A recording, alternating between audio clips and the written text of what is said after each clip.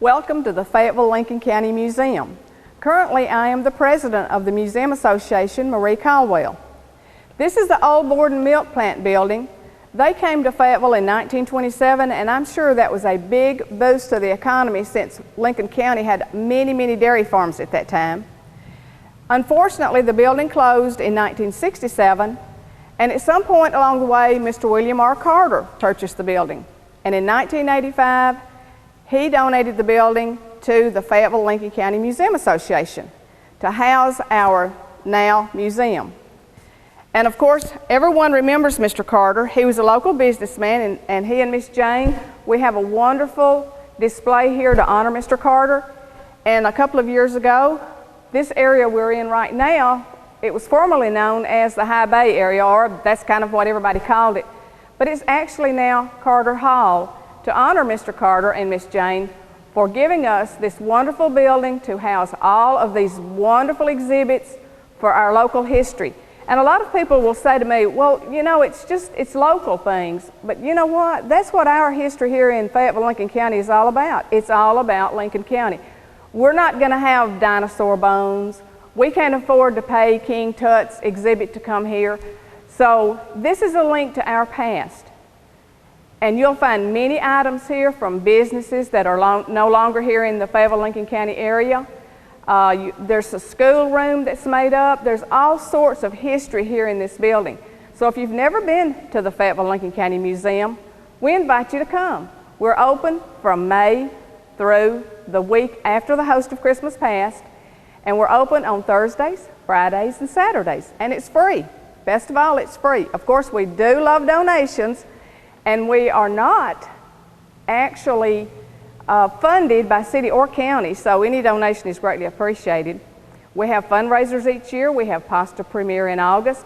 We have Winter Wonderland during Host of Christmas Past. We have memorials and again donations, and then we have rentals from our auditorium. We're going to take you into one of our areas that's very popular during Host of Christmas Past, and that's Winter Wonderland. Come on in with me to Winter Wonderland. It's pretty noisy in here. I'd like to introduce you to a board member, Delbert Wicks, and Delbert loves the trains, so we kind of give him the job during Host of Christmas Past to keep all the trains running. Delbert, tell us a little bit about the trains and about this whole room. Okay, we got 4 trains here running, and they just run on the Saturday of Host of Christmas Past right now. And it costs $1 to get in each on the Saturday. And of course, if you'll notice, the bottom one is running by Coons, the Lincoln Theater, some of the older buildings we've had. Of course, Lincoln Theater is still here. But if you work in this as a conductor like I do, you'll really enjoy the kids coming in, and they just see their faces brighten up and everything. And even some of the adults, they enjoy it too. And so they'll hold the little kids up and show them at it and everything. But anyhow, we really enjoy it, and we have a great man that helps us take care of Mr. Dittmeyer. He takes all the trains, and he keeps the track clean, and if one goes bad, he fixes it. And over here, we have what we call a John Deere village. Miss Kay Ward Wood, one of our other board members, she's brought this stuff throughout the years, these John Deere equipment. Last year, she bought us a John Deere train, and we really enjoy it. So we are really proud of our museum, the whole museum, and I'm especially proud of this because I get to work. I worked it the last 3 years, and I really enjoy the kids coming through, looking at everything. So we have one going up on the top here also, and then 2 down here, and then a John Deere tractor. And there are different scales in them. They're HO, one of them, or 2 of them is HO, and I don't really know what the others is, but anyhow, we really enjoy them. And they go from about 9:30 to 10 o'clock till about 4:30 in the evening on that Saturday. Now, and again, Deborah, this is part of how the museum gets a little bit of money, is because we participate during the Host of Christmas Past.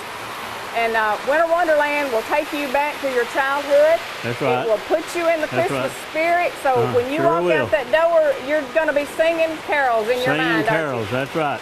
And we also going to use some of our money that we made this year to extend the track. We're planning on extending the track because kids want to run along the side of the train and they want to see it coming out the tunnel, so to speak. And it's just a short and they don't have too far to go. So if we can extend it, Mr. Dittmeyer is supposed to do this. He knows how to do it and everything. So they can run a long ways along this track to watching the trains. Now, you see some parents say, well, my son or my daughter, they really love the trains, or my son's got one of these, or he wanted one of these. So y'all just come down and bring your kids on the Saturday of Host of Christmas Past, and we hope we'll be running, and I'll guarantee you'll get your dollar's worth, so to speak. Well, thank you, Delbert. Let's go out into the main part of the museum again. As I mentioned, the museum began in 1985, and a lot of work from a lot of people took place before they actually were able to open up the doors. This is our wall of our patrons to show how much we appreciate all that they did in order to get the museum set up. There was so much involved in it, and then they had to go out and try to find exhibit items. So they really had their hands full. And so we have one wall that is, along with the memorials here, also photos of people who contributed so much to the Fayetteville Lincoln County Museum.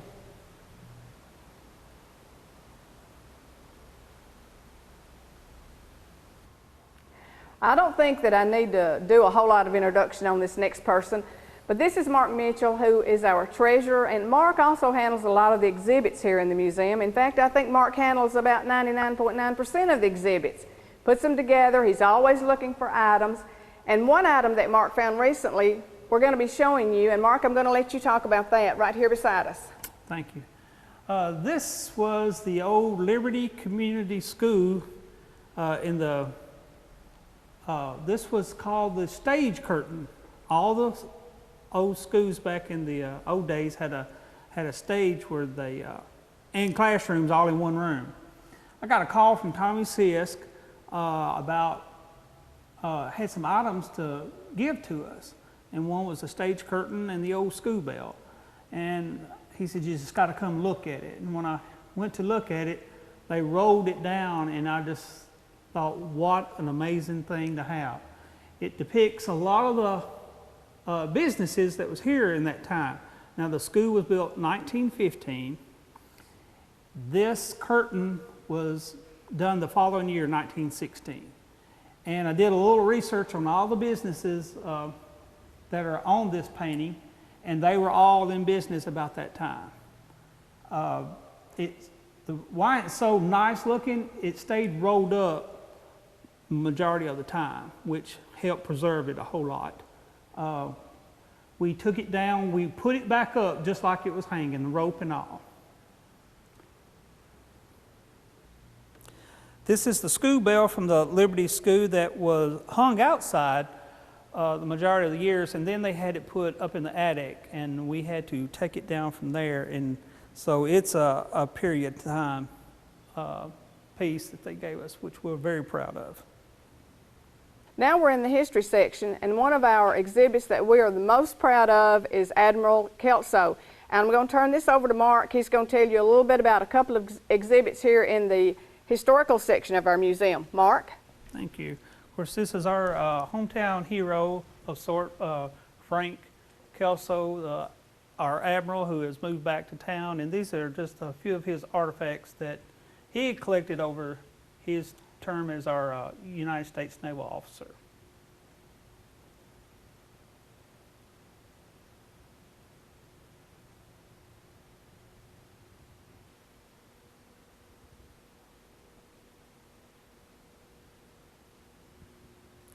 This is our Mary Bright Wilson exhibit that we continually add to as we go along. She is from one of our pioneer families of Lincoln County.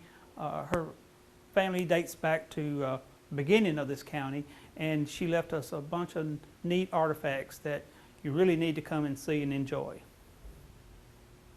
Now we're here with Delbert, and we're at an exhibit that is of a local man. Delbert, can you tell us just a little bit about this? Yes, this is a display of Donna Ray Hudson. We got together at the 2006 homecoming we had, And we had some things to sell. Have you seen the light? And so we decided we'd put them in there. And then while we was getting together, well, Dinah Ray passed away. So I got with his wife, and she gave us a picture, and we got a plaque together, and this drawing, and put it all in there. And we had a dedication down here one Sunday evening, and that is really where the dedication of the bridge started. It was right there because somebody suggested it that Sunday evening that we do the bridge in his name. So we're proud of that there. Mr. Doc Shepard had made the cabinet for us. At this time, I'd like to show you the Babe Ruth Hall of Fame exhibit here at the museum. These are local kids who grew up through the system in our 50 years of Babe Ruth here in Lincoln County, and there's an induction here pretty much once a year to induct these guys into a Hall of Fame type, which I know they're excited about.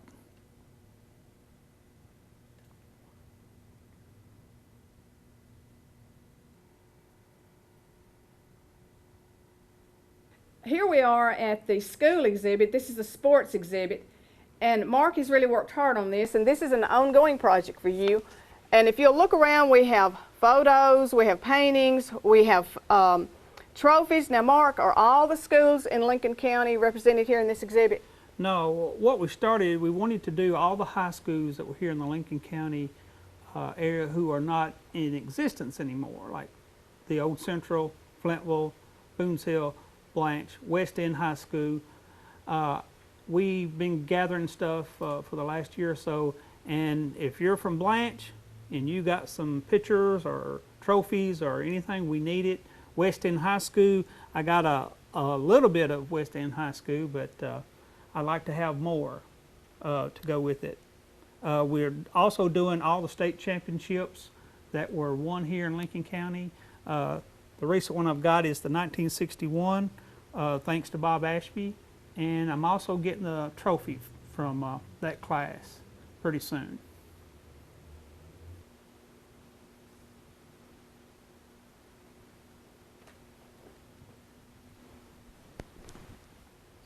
Well, as you can see, especially with the ladder in the background and some other equipment out and some Windex and so forth, this is a real working exhibit that you're working on right now to redo. So what exhibit is this exactly? This is one of our Black History exhibits.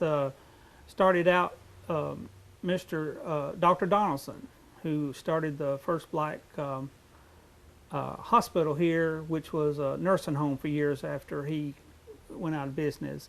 And I got a lot of neat stuff of his that I put these walls up to display it for, but I really would love a whole lot of other stuff. I mean, he was a really neat person, very fortunate to have him in our community, and I just want to display his what he done for this county and the people here. And we're also looking for any other Black history, so if you happen to be watching this, you have something you'd like to donate, give us a call. We'd love to have it. Anything to do with Black history, we'd love to build this exhibit up. Now we're in our art room, which we have displayed a lot of local talented people in our community with their artwork around the walls here.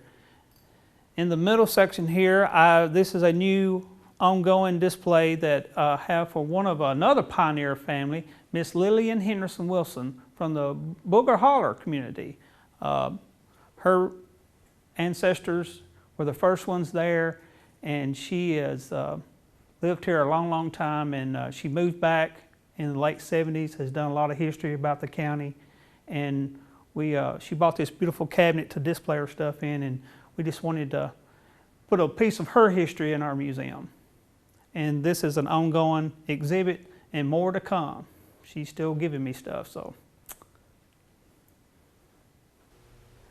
Now we're in one of our most popular rooms, at least for the men, and a lot of people love coming in here, not only the men, but this is our military room. Mark, can you tell us a little bit about the military room? Yes, a couple of years ago, all of this stuff was piled up in one corner, so this one big room, we decided that we would display our local military exhibit, and we're so proud of it. I'm still getting people's, artifacts, the World War II, World War I, Korea, Vietnam, These are uniforms, pictures. There's a lot of history and a lot of support from this county in our wars over the years, and we're proud to display it here. Now, do you need any more artifacts? Oh, yes. From like the Vietnam War? Are we a little low on that? Vietnam, I have very little. I'm compiling the 7 soldiers who were in Vietnam who had passed away here. But yes, I would love to have anything you have of your loved ones that we could display in here. Now we are in the Rotary History Room. This is also open to the public, but it's also a compilation of all the Rotarians, their history, and a lot of things that they have kept over the years. So come on in and let's check this out.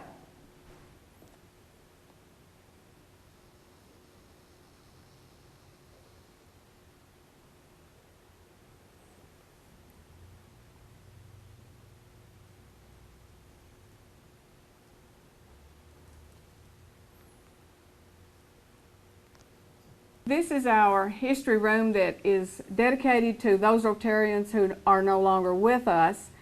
And of course, we're always looking for photos, not only for the museum, but also for the Rotary History Room. And these are not all that we know of that are Rotarians who have passed away, but these are the ones that we started out with, and we're constantly asking the public, if your family member was a Rotarian, we would love to have a photo down here to remember them by.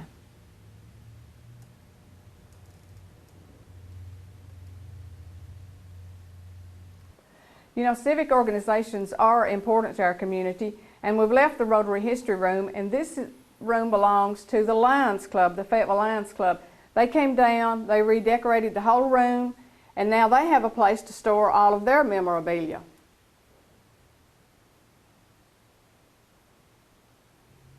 As you can tell, we're now in the Ag section, and I have board member Ferris Beasley with me.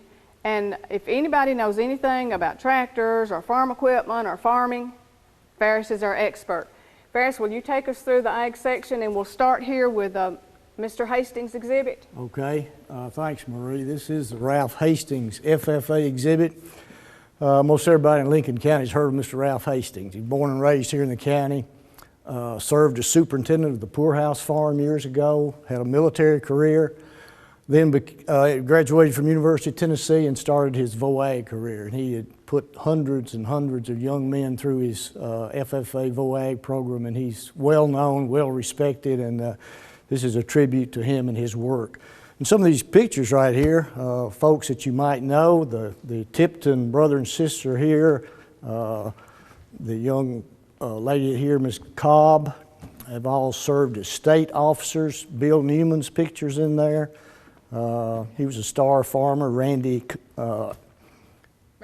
Delap. Picture right here. And Billy Joe Wiley, who's presently, of course, head of our county ward department. Other notable people there. So a lot of history here, a lot of young people with their agricultural background who have gone on to do higher and better things. Okay, as we start down this aisle in our Ag exhibit, pass by some antique tractors here. Everybody's seen a lot of antique tractors. Some of these are unique, particularly this one right here. This Fordson has the original note on it where the owner borrowed the money from Ashby Hardware where that tractor was sold in about 1924 for $687, I believe. Unique name on this tractor, Fordson. That obviously means it was made by Henry Ford and his son Edsel. Henry Ford was a young farmer and raised around Detroit, dreamed about mechanizing agriculture. Apparently he'd worked on a lot of horses and mules, so he came up with this tractor. Shortly after, he came up with the Model T Ford, and by the 1920s he had 550,000 of these Fordson tractors spread out across America. So that's pretty interesting. We think of tractor John Deere International, but that Fordson was the first mass-produced tractor that was very popular and became well known across America's frontier. Okay, you know, these implements and antiques that we're fixing to walk through here represent times gone by.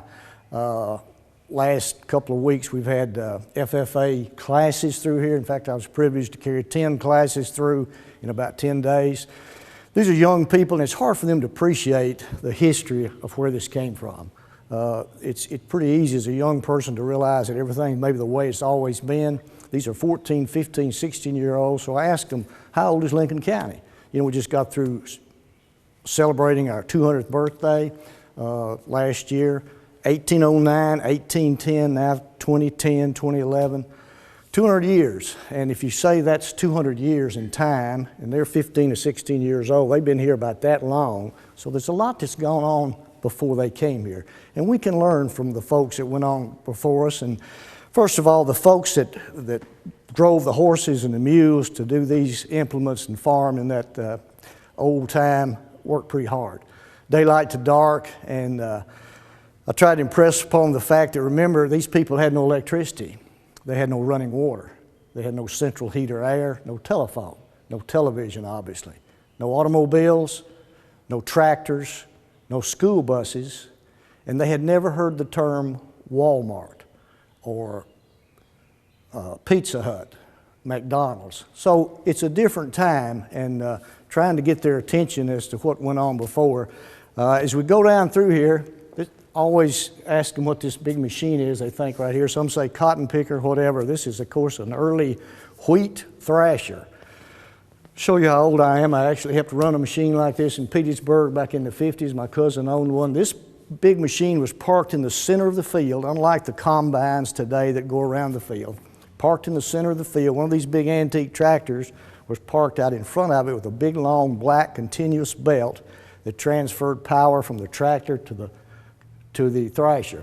This big pipe on top turned and aimed back that way. That's what they threw the straw out with, made the big straw pile. The horses and mules and wagons pulled up on this side, threw the wheat over in the front of that thing up there. The wheat came down through this machine, shaking, blowers separated the wheat grain from the chaff and the straw and blew the waste out that way. The wheat went up this little auger right over here to the other side, and it was sacked and sewn up, and that's how wheat was done in the old days. So that's pretty hard work, pretty hot. Several farmers went together on thrashing day and brought all their teams together. The neatest thing about thrashing that I remember as a youth was the dinner time. 4 or 5 farm families, wives brought their favorite recipes, and that was pretty neat dinner. These machines right here, these antique implements, of course, all horse, mule powered. Corn planters right up here, cultivators right here, more planters over here, discs, things right here. And before we pass down here, you might just shoot over there on the wall and look at all the old hand tools that were used years ago. Remember, no power tools, no chainsaws, no battery pack saws. And if you can look back over here on this side and look at this trough right here, this is a trough for feeding horses, cattle, made out of an oak tree, a poplar tree, I think as the case may be, years ago. Think about how much labor and time it took to hollow that poplar log out with those hand tools over there on the wall. Remember, no chainsaws, no skill saws, all hand work. That's back when times were tough and people worked very hard from daylight to dark. Here's a collection of turning plows. Everybody knows what a turning plow is. You know, behind the horses and mules, it flopped the sod over to prepare it by planting. These are some very early, crude turning plows, and you notice as they go up, we've kind of got the evolution of the turning plows. They become more modern and more efficient as we go. Back in the 1820s, when the settlers had left the East Coast and started pushing inland across to the prairie, to the Corn Belt, breadbasket of our country, Indiana, Illinois, Ohio, they got into some real rich soil, and these crude plows just wouldn't get the job done. They wouldn't efficiently turn it over. They'd have to pull them out of the ground, beat the mud off, put them back in. All right, there was a young blacksmith that lived in Grand Prairie, Illinois, that was trying to develop a better plow. So he took a 2-man crosscut saw like the one hanging over there on the wall and chipped the teeth off of it, put it in his forge, heated it, kept hammering it and shaping it till he ended up with a plow that shaped something like that one right there. And when he got that plow developed, people were amazed at how efficient it worked. It ran down the furrow. You didn't have to stop and clean it off. It was very efficient in cleaning itself. When that plow was developed, people lined up at his blacksmith shop begging for those plows. Might surprise you to know that young man's name, a young fellow by the name of John Deere. That's how John Deere got started. He was encouraged to move to the Mississippi River, Moline, Illinois, build a factory, and in about 3 years he was turning out 10,000 of those plows a year. And 2004 was the 200th anniversary of John Deere's birthday. I happened to go to that celebration in Moline, and it was quite a show. Here's a rather well-preserved farm wagon that was given to us by the Curtis Ashby family from Boonville. Unique thing about that wagon, it's still got its original paint job on it, and that's no telling how old that wagon is, but Mr. Ashby, Curtis's father, thought a lot of that wagon because every night after he came out of the field, he backed it into a log barn to preserve it. So that's why it's got the original paint on the undercarriage, the original paint on the grain bed. Of course, this big long tongue, which is sitting in the bed now, came out and hooked into here. Horses were on each side. Their gear was on the horses. That's part of the gear handling there. There usually was a seat right up here where the driver rode. Feet went right there.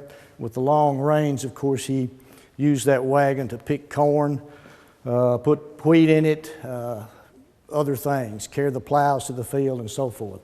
Coming around this way, you see a kind of a honey exhibit, which Don Templeton and several others gave us. Hunting primitively in the first was just, they cut down a tree when they found a wild honeycomb, harvested the tree and then got the honey out of it. Later on, of course, we've got the beehives and the different protective equipment that they use where they spun the honey out of the comb and so forth. And really important now that we have honeybees because that's what pollinates our crops. There's a shortage of honeybees nationwide, and that's quite a serious threat to our agricultural production. I always enjoy bringing the young people around to this particular spot right here and having them identify what they think that is. I've had guesses from anywhere to early jacuzzi, swimming pool, watering trough, and so forth. It's actually none of the above. This is a salt box. This is a curing box for the meat back in the old days. Remember, we had no refrigeration, so how did they carry meat through the winter and the summer without it spoiling? This was a 500-600-year-old poplar log, again, that was hewn out. Remember, they feed the hogs all summer. About Thanksgiving, first cold spell, they'd slaughter the hogs, cut the hams and the shoulders and the backs and the ribs out. Start putting salt in this salt box, put salt and meat and salt till it was about full. Stayed in there for about a month or 6 weeks, and later on, Grandma would come out, push the salt back, pull one of those big hams out, take her butcher knife and cut 5 or 6 slices out, and that's supper tonight. Salt cured meat by drawing the water out and then putting a little bit of salt back in the meat so that it was actually sterile. Bacteria couldn't grow in it. So salt cured pork lasted indefinitely, years. And that's a pretty innovative way that they preserve their meat.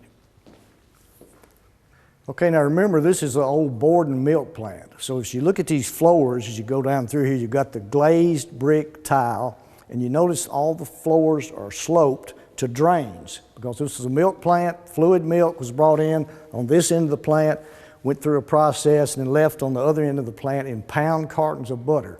So handling fluid milk, of course, you had spillage, you had to be cleaning it up constantly, you had to disinfect it. So that's why this building is so unique.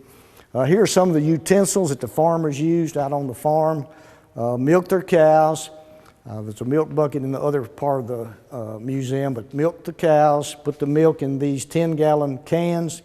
There was a wheelbarrow. They brought it out to their mailbox, hung the cans up out there. Milk truck came down, picked it up, brought it to this plant. Later on, when they got refrigeration, they had a milk cooler, water, compressor on top. That way the truck didn't have to run but about every other day. Coming down through here, this big vat, I always like to ask the young people what that is, and that's always kind of a mystery. This is a rendering pot. Remember when we killed the hogs around Thanksgiving? And there's a picture, if you can get a picture of a hog at that time, that's rather remarkable. That hog there is so fat, probably got 4 or 5 inches of back fat on it. People are amazed to know that that's what hogs looked like back in the 20s, 30s, 40s, even up to the 50s. Now we've got this lean type hog that's totally different than that. Why did they have fat hogs? Because that was their energy source. That was where their lard came from, what they cooked with. After they cut the hams out, salted it down over there, they trimmed that fat meat and put the fat in here and had a fire under this. They boiled it and rendered the fat out, ending up with some pure lard, and of course the cracklings would come to the top, and that was kind of the neat part about killing hogs. You got to eat the cracklings. Okay, here's another antique machine. This is an old hay baler, hardly identifiable with what we think of today as a hay baler, that big round baler that's running around the field, kicking those 1,500 pound bales out. Here again, I'm old enough to have actually helped run one of these. And again, this old stationary hay baler sat in the middle of the field. You brought the horses and wagons up beside it with loose hay, took a pitchfork, threw the hay off in this place right here. Tractor was hooked out there again, like to the thrasher, with a belt that went to this pulley right here to transfer power. All these gears were running. As you threw the hay in, this thing went up and down, packed the hay down in here. This cylinder here pushed this chamber and formed the bale that went through there. On the bottom down there are the baling wires that were pushed through right here. My job was to stand on the other side and tie those wires together so that when the bale came out, it was complete. Very, very dusty job. Very hot job also. We've got some cotton plants over here, also some tobacco that's been harvested. As young people walk through here, I usually ask them how many of them have ever picked any cotton. Surprisingly enough, there's still a few that have actually been out in the cotton field and picked some cotton.